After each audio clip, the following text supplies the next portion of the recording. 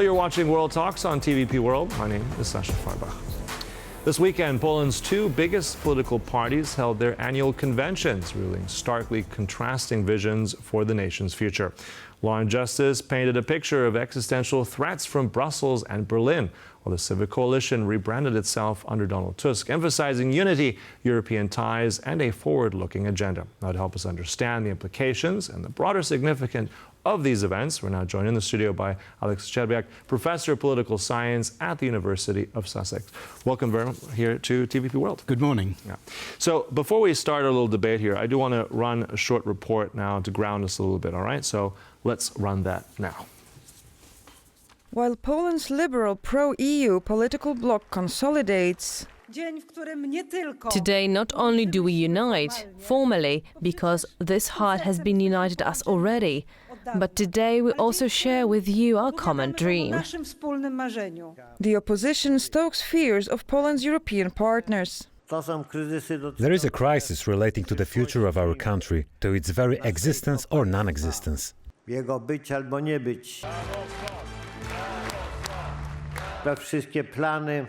All these EU plans, specifically plans by Brussels and Berlin to change the political situation in Europe, the legal situation, are meant to make all the countries except for France and Germany cease to exist. Kaczyński's words elicited a response from the Polish leadership. Deputy Prime Minister Radosław Sikorski posted the following comment on X. Once again, due to Kaczyński's nonsense, Poland is not threatened by pro-European, pro-Atlantic Germany, nor by France, with which we've just signed a new defensive treaty. Our region is threatened by Russian imperialism. The convention of the ruling Civic Coalition kicked off in Warsaw on Saturday. During the convention, Polish Prime Minister and ruling party leader Donald Tusk announced a decision to formally unite three centrist and center-left parties which ran together in the last parliamentary elections: Civic Platform, the Polish Initiative and Modern. What are we called? Starting today, we are called the Civic Coalition, because we have already won elections as the Civic Coalition, and we will again. Two opinion polls were published just ahead of the party's conventions. The Civic Coalition topped both with 38% and 31%, and the government it currently leads can count on nearly half of the eligible votes. Law and Justice landed in the second spot with nearly 30% and 28% respectively, which means that if they want to return to power in 2027, but this is only the halfway mark between parliamentary elections. Things might change before the polls return to voting booths in 2027. All right, so there's a lot to analyze there, so let's jump right into it. One thing that stuck out to me is that there seems to be very much a divide. Now, Professor, tell us, do you see that divide? How do you characterize it? Is that on a political level? Is that generational? Is that strategic? Where do you see that, and how does that play out over these next few years? It's a very fundamental divide, and at the heart of it lies disagreements about the nature of the elites, the institutions that have emerged in Poland since the transition to democracy, which is best exemplified over the dispute over the judiciary and the reforms that Law and Justice have tried to introduce and that the current government is trying to unravel. So this is a very fundamental divide about what kind of state, what kind of elites Poland has. But that overpins other divides. There is the people who vote for Law and Justice tend to be older, they tend to be less well off, they live in rural areas. The people who vote for the Civic Coalition are better off, they live in larger towns. So there's socio-demographic divisions here as well, but also in terms of moral cultural values. The people who vote for Law and Justice tend to be much more religious, much more socially conservative, and the people who support Civic Platform tend to be more socially liberal and more secular. So all those things coming together mean that the divide is pretty fundamental and pretty deep. Mm-hmm. And it's ongoing as well. And one thing that sticks out is very much, and we heard that in that clip from Mr. Kaczynski, who leads the Law and Justice Party, very much the man behind a lot of also the current president, President Nawrocki. He said that he warned of an invisible EU threat. And one thing here, that countries except for France and Germany are going to cease to exist if Brussels has its way. So how credible is this sort of narrative, if at all? And what kind of impact, how does this resonate with the electorate or potential electorate? Well, again, there's a very fundamental divide about approaches to foreign policy, and particularly relations with the EU. The current government, Mr. Tusk's government, has tried to pursue a strategy based on inserting Poland in what might be called the EU mainstream, and that means very close relations with Brussels and Berlin. Law and Justice's argument is that there are issues where Poland has very different interests from Brussels and Berlin, things like climate policy, migration policy, the Mercosur trade agreement. And on those issues, Poland needs to stand up for its interests, and it also needs to look sometimes to build alternative alliances. I think Mr. Tusk and Civic Coalition are banking on the fact that Poles overwhelmingly support membership of the EU, something like 80–90%, according to opinion polls. So anyone who's seen to be against the EU potentially is taking a very unpopular position. Mr. Kaczynski, on the other hand, thinks that while most Poles are in favour of the EU, they're very wary about some EU policies and attempts to deepen EU integration precisely in those areas, like climate policy, migration, trade, which many Poles feel damage their interests. Mm-hmm. And we've had also a rather complex situation now. I mean, President Nawrocki, supported by Law and Justice, recently won, just a little while ago, to a very narrow margin, but still he is now the president. The government in the hands of Prime Minister Tusk, a different policy. So the so-called cohabitation, I mean, this is going to be very challenging, isn't it, moving forward in these next months and years.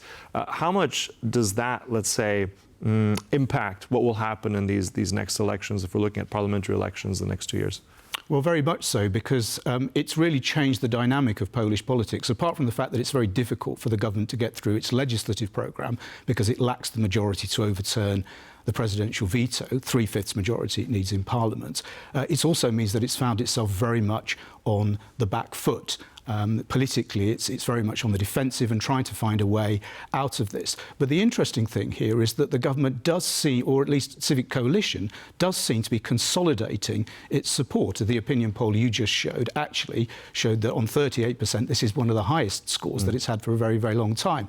The problem is that doesn't translate into a parliamentary majority, because a lot of that consolidation of support is at the expense of its smaller coalition partners. So the situation we're seeing at the moment is Civic Platform is kind of holding its own among its core supporters, but looks like it's actually going to lose its parliamentary majority if an election was held today. Mm-hmm. And if we're looking at that, I mean, we're speculating here, and we're looking at polling numbers can change quite drastically. We're still quite far out. But even if we look at Law and Justice, they can't hold their own by themselves either. And there comes the debate of these smaller, these more radical, these far-right parties coming into there. If such a scenario would take place, how likely do you think that is? What will that do to Poland, not just domestic, but internationally, if, let's say, Law and Justice were to combine with another more far-right party? Well, that's a very interesting question, and I think that's right. I think Law and Justice's problem is, although it's got that momentum because it's got the president, it can't really win more than 30% of the vote at the moment in the polls. And if it wants to govern on its own, which it did previous 8 years in office, it needs to get nearer to 40%. This is one of the reasons why Mr. Kaczynski held this convention. He was trying to replay the playbook that he had up to 2015, which meant a lot of serious programmatic work. Conventions like this, which were very detailed, very focused. I think his problem is that at the moment that's not really cutting through. And I think they're going to need a much broader coalition in order to win. And I think this is where Mr. Nawrocki might come in and where he might be a very, very significant figure. Because what he did in the presidential election was that he was able to put together a coalition, a winning coalition, that did also include the vast majority of voters from those radical right parties, from Confederation and from Mr. Brown's party. And I think he could be a key broker, I think, in the run-up to the next election. If the opposition can use him as the broker of a broader right-wing coalition, then I think Mr. Tusk and the government could be in trouble. Although, of course, that will mean Law and Justice being ready to share power and to work with those other parties to its right. And at the moment, Mr. Kaczynski's attitude seems to be that he's very, very hostile to that. Mm-hmm. So it's Mr. Nawrocki, I think, that we should watch in the run-up to the next election, because I think he is going to be the key player on the Polish right. Okay. Also, a question for really both of them. Kaczynski himself, he's mentioned very hostile. I mean, he sees enemies pretty much in every direction. If it's Germany, if it's Russia, but also if it's history, right? He plays up this history element. And critics have argued that Law and Justice really have this World War II mindset. I mean, even President Nawrocki, very much a historian himself, has brought, again, certain issues, reparations to the fore again. How much, in your mind, does this, let's say, resonate as a policy? How long can this really be something that the electorate in Poland will hang on to? Is it good? Is it bad? How do you assess all of this? I think the tricky thing for Mr. Tusk and the government is that while they want to build closer relations with Germany, for example, something like war reparations, that issue, is something that resonates much more broadly within the Polish public. I think people have memories, historical memories within their own family of what happened during the Second World War. Many of them feel that Germany hasn't really had a proper reckoning for this, maybe at a sort of rhetorical level, but not in terms of any kind of financial reparations. And therefore, it's a very, very difficult issue for the government. And it also means they have to be very careful in terms of developing closer relations with Germany. I think there's a whole series of other issues, like the fact that Germany is introducing border controls as well, which makes that very, very difficult. So I think that this has really constrained the Tusk government's ability to be able to kind of rebuild those relations with Germany. The fact that they know that on an issue like reparations, they're on the back foot, and it's something that Law and Justice, and indeed Mr. Nawrocki, who, as you say, is a historian, are going to continue to raise, because it does resonate with a lot of the Polish public. I'm just curious, do you think then that the government perhaps some months ago should have perhaps pressed that issue more? I mean, there were close relations with Germany. This is something that Tusk had built on as well, more friendly relations with Brussels. Was that a missed opportunity maybe to push that a little bit more? And now, as you said, he's on the back foot. Yes, I think so. I mean, I think they really sort of underestimated the extent to which this issue would come back. I think, I mean, I don't want to delve into German politics, but there's also a problem here, which is Friedrich Merz, who's, I think, he's on the back foot because he's got the alternative for Germany breathing down his neck. And also, he doesn't get on as well with Donald Tusk as somebody like Angela Merkel, also from the Christian Democrats, or indeed Olaf Scholz got on with him. So I think, yes, I think that they kind of underestimated this issue. They thought it would kind of go away when Law and Justice got elected, because let's not forget they also supported reparations when Law and Justice raised it. But I think it hasn't gone away. I think it is going to keep coming up, and I think it is going to very much, along with other issues, complicate their attempts to try and build closer relations with Germany. And also, speaking of close relations, I mean, there's one thing that it seems that is very much a cross-party issue that both sides can more or less agree on, and that's security and defense, right? This is something that's pushed by both sides.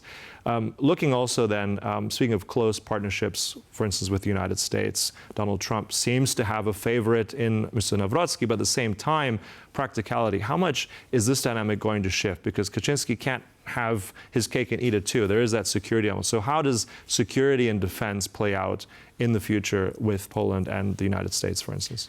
Yes, I mean, security is an issue on which the politicians are kind of more or less on the same page, but then it becomes what political scientists call a valence issue. It's basically where they compete on who's best at delivering this.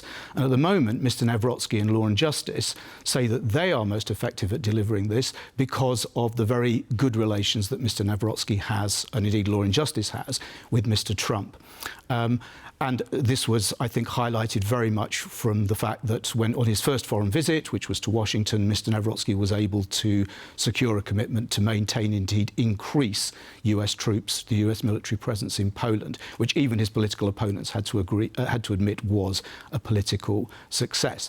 Because Poles, whatever they think of individual American presidents, and a lot of Poles are very critical of Mr. Trump, all of them, I think, or the great bulk of them, think that the United States is the only serious security guarantor of Poland's military security.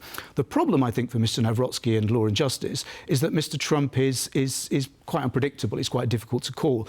And if, for example, he was to become associated with a peace settlement in Ukraine, which was felt to be unfavourable to Poland's interests, that could be very problematic. So it's a kind of for Law and Justice and Mr. Nawrocki. So it's a kind of double-edged sword for them. They get a lot of kudos from the fact that they've got very good relations with the country that's Poland's most important security ally.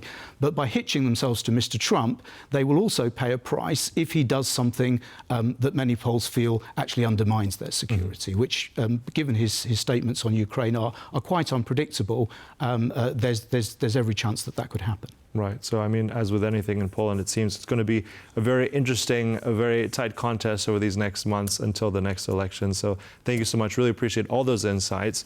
That was our guest here in the studio, Professor Aleks Szczerbiak. Much appreciated. Thank you very much. And thank you for watching. That concludes this World Talks, but stay tuned. Much more coming up right here on TVP World.